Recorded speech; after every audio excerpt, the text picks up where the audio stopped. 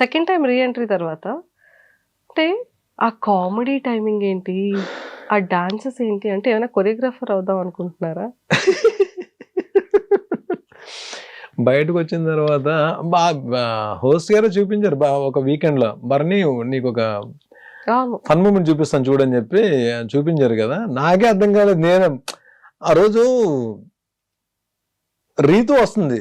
రీతు వచ్చినప్పుడు నేను చూసాను. రీతుకి ఏదో చెప్తే రీతు ఏదో వినట్లేదు. సంథింగ్ ఏదో దీని మీద ఏదో అన్నా తను నా మూమెంట్ తను కూడా స్టార్ట్ చేసింది. ఈ లోపల ఇమాన్యుల్ వచ్చి జాయిన్ అయ్యాడు. కానీ ఇప్పుడు బయటకు వచ్చిందో తెలిసింది అది ఎంత వైరల్ అయిందో. అది ప్లాన్ చేసుకుంది కాదండి. ప్లాన్ కాదు, చాలా న్యాచురలే.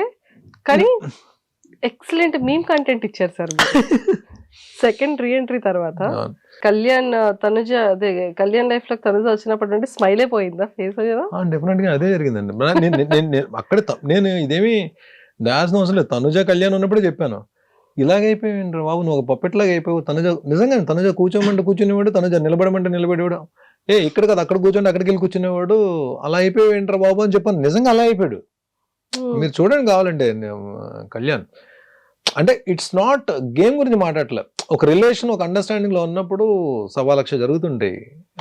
It's happened. అది నేను హౌస్ లోనే అన్నాను. నేను ఇది మళ్ళీ మీరు అడిగారు కాబట్టి ఇంటర్వ్యూ రిపీట్ చేస్తాను. కానీ హౌస్ లోనే వాళ్ళిద్దరు ఎదురుకుండా అన్నాను.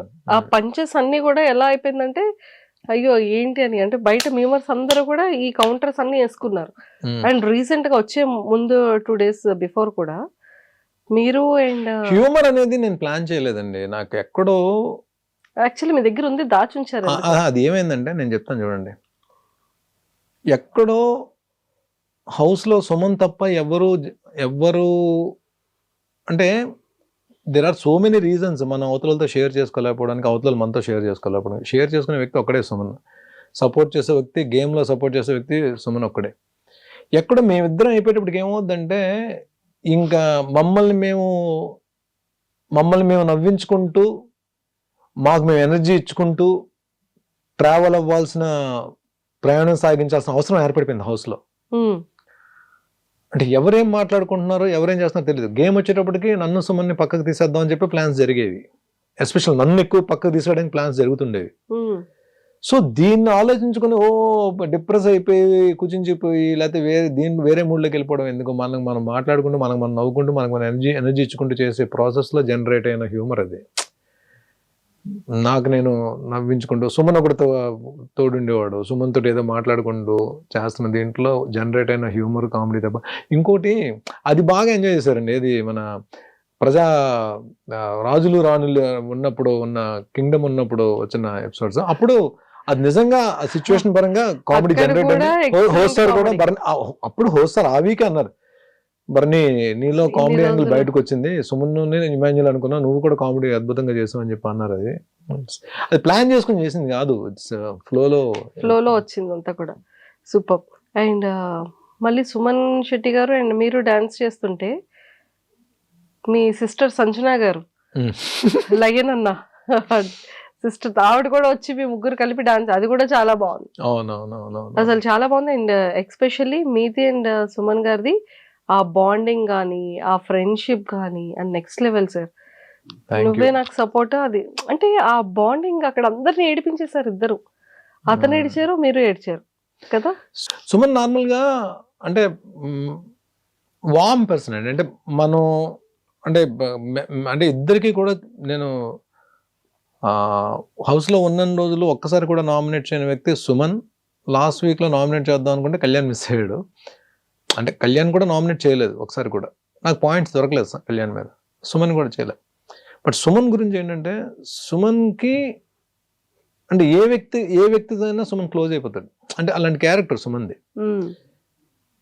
ప్లస్ నాకు ఒకరికొకరికి ఎందుకో తనకి నేను నచ్చాను. నేను హౌస్ నుంచి బయటకు వచ్చిన తర్వాత తనుజ దివ్యతో పాటు దివ్య ఎక్కువ ఏడ్చింది, తను కూడా చాలా బాధపడ్డాడు, తను కూడా ఏడ్చాడు. సుమన్ కూడా అన్న ఇలా కేర్ తీసుకునేవాడు నా గురించి అని చెప్పి. ఎక్కడో సంథింగ్ తెలియని ఒక బ్రదర్ సిబ్లింగ్ రిలేషన్ అంటే ఒక ఇద్దరి మధ్య అన్నదమ్ములు ఉంటే ఎలా ఉంటుందో ఆ రిలేషన్ అయితే స్టార్ట్ అయింది. తనకి నాకు ఎక్కడ ఒక చిన్న మాట కూడా ఇది లేదు.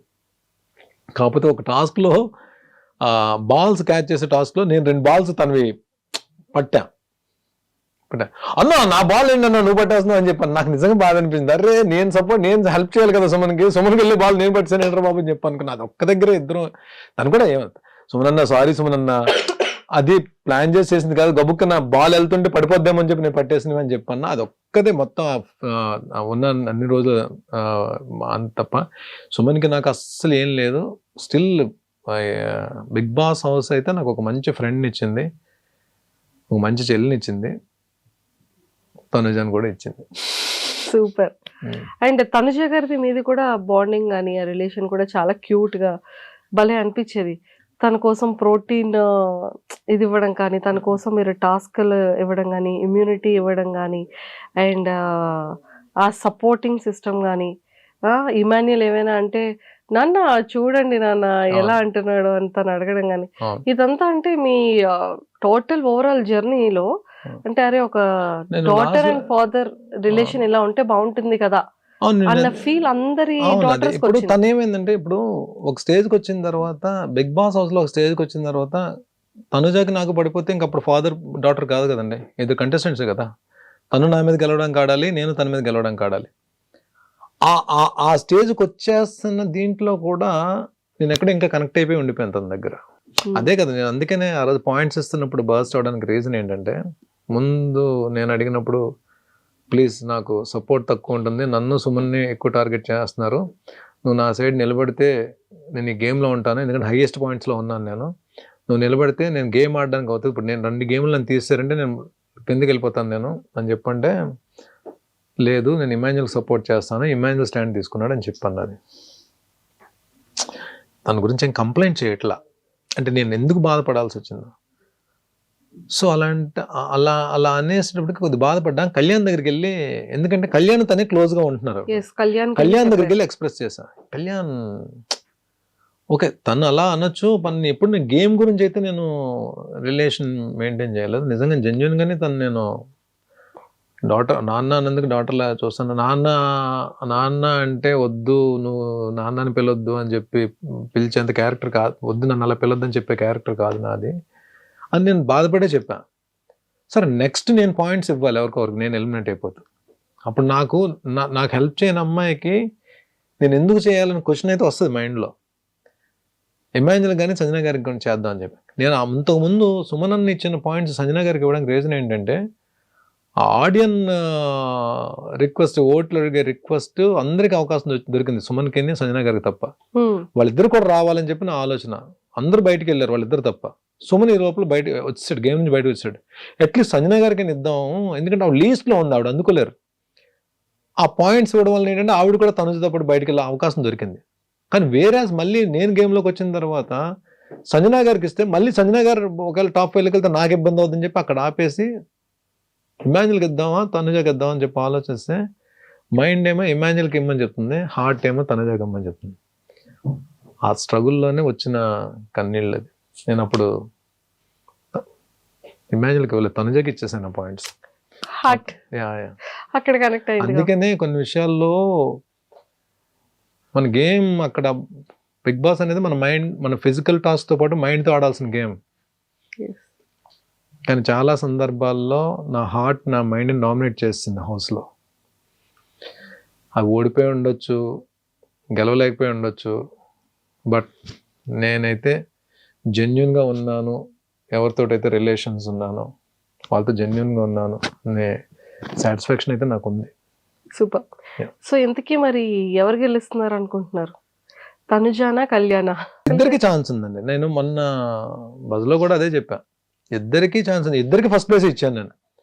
తనుజాకి ఫస్ట్ ప్లేస్ ఇచ్చాను, కళ్యాణ్కి ఫస్ట్ ప్లేస్ ఇచ్చాను. ఎలిమినేట్ అయ్యి హోస్టార్గా పక్కన ఉన్నప్పుడు తనుజా నువ్వు కప్పు తీసుకురావాలని చెప్పి తనుజాకి నేను చెప్పాను. నేను తనుజా నువ్వు కప్పు తీసుకొస్తే నేను ప్రౌడ్గా ఫీల్ అవుతా అని చెప్పాను.